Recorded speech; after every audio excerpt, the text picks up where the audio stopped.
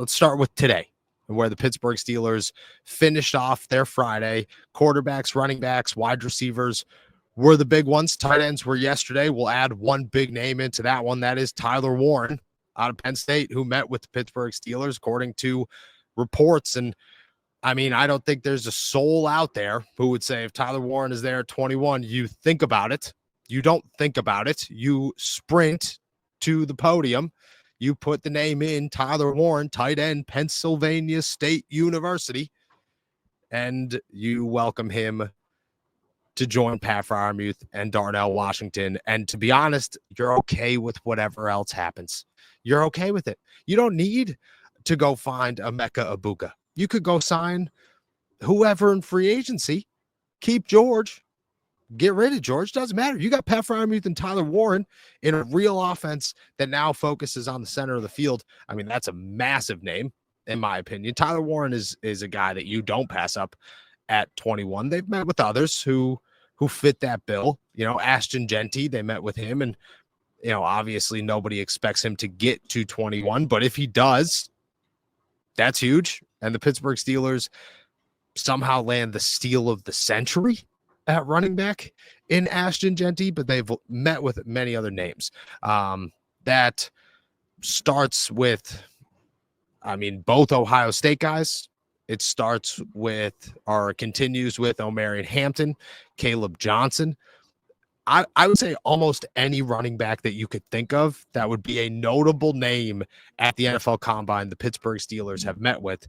And in my eyes, kind of hinted that, again, you come into Indianapolis and we start to hit that point in the offseason where things are so quiet that you start to construct stories in your head. You know, you start to, the panic forms, the anxiety forms. It gets you a little bit. You're going, are they really going to run it back with Najee and Jalen and Cordero Patterson? That's what they're going to do. This is the plan that they're going to go with. I think there's a possibility that 2 out of 3 of those names return to the city of Pittsburgh. I feel like there's a pretty big possibility the Pittsburgh Steelers are looking at names like Trey Henderson, Quinshon Judkins, Omarion Hampton, Caleb Johnson, and many, many more here in this draft class. Also, wouldn't be surprised if they double dipped, knowing the names that they went after today and that they were looking at today. I'll say it once again. I said it yesterday. Trey Henderson's the name that you should be watching. It's the name that the Pittsburgh Steelers very much so like. He is a name that I think is going to climb up draft boards pretty quickly. From what I've been told, the expectation is, you know, maybe inching his way into the bottom of the first round before this is all said and done. And the Pittsburgh Steelers sit there at 21 with a need at running back. I'm not saying it's going to happen. I'm just saying I wouldn't be surprised if it does happen. The Pittsburgh Steelers really like Trey Henderson, but they make it very clear today that they are looking at running backs in this draft class.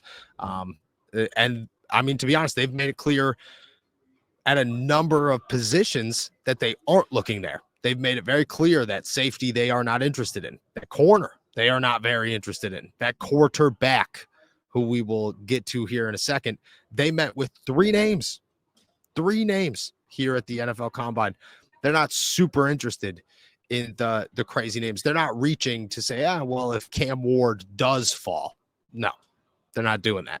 They're sticking to their guns on that one. Running back, though, they seem to be all in on running back. I would believe one's coming. Early in the draft.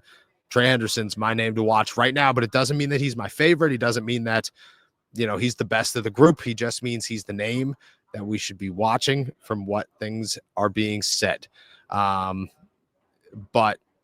we sit here, NFL Combine, running backs. I mean, does it surprise you? We were hitting the point where it was starting to flip the switch. And how comfortable are you with a name like Trey Henderson? And on top of that, I'll ask you a 3-parter here. We'll just keep it going here. Where does it stop? They've met with almost everybody. You name a running back, they've probably met with them. Where does it stop? Where does it end for you when it goes, okay, this is where the Steelers, if they are all in on running backs, this is as long as you could wait to get a running back? Yeah, it's not surprising that they're meeting with a lot of running backs. I know that there was some sentiment out there that the door isn't completely closed on a return for Najee Harris. But to me, they've been telegraphing that Najee Harris has been on his way out since they declined his fifth-year option last summer. We all knew that there is a more likely chance that he is headed to a different team and a different franchise this summer than not. And if you look at what's left, it's Jaylen Warren. You need somebody else to supplement that. And this draft class is a perfect opportunity to do so. Certainly a better option than reaching into free agency if you're going for names outside of Najee Harris. So them doing their due diligence and getting almost every guy into the building, every guy into the meeting room makes a heck of a lot of sense, especially considering we've talked a lot about the top five, right? It's your Hamptons, it's your Genties, it's the two guys from Ohio State. It is, the guy from Iowa, Caleb Johnson. So it makes sense that they're doing their due diligence, and it makes sense that one of those five, more likely the latter three, or maybe even some guys later in the draft, are the guys that the Steelers are going to be targeting. Because, again, I think Genty's gone. I think Hampton's probably gone the way that this is trending right now. Henderson in the first is a bit of a stretch. I'm not sure how much I like that. I love Henderson as a draft prospect, but again, if you're taking a running back in the first round, it has to be a home run. It has to be that Ashton Genty type. And I understand that the Steelers have put themselves in a situation where they need to get one of these guys, but I still don't think I'm comfortable with them utilizing a first round pick on it. I think I would rather them use a second, or at best, if you could get one of those guys in the third, that would be picture perfect. But I'd be okay with them utilizing their second round pick for it. Yeah, I think second is the sweet spot. I'm telling you, I would not be surprised if they surprised all of us by using a first round pick on a guy. I mean, the name I'm down here, what makes me very intrigued with Henderson is the name that everybody is comparing him to right now is Jahmyr Gibbs.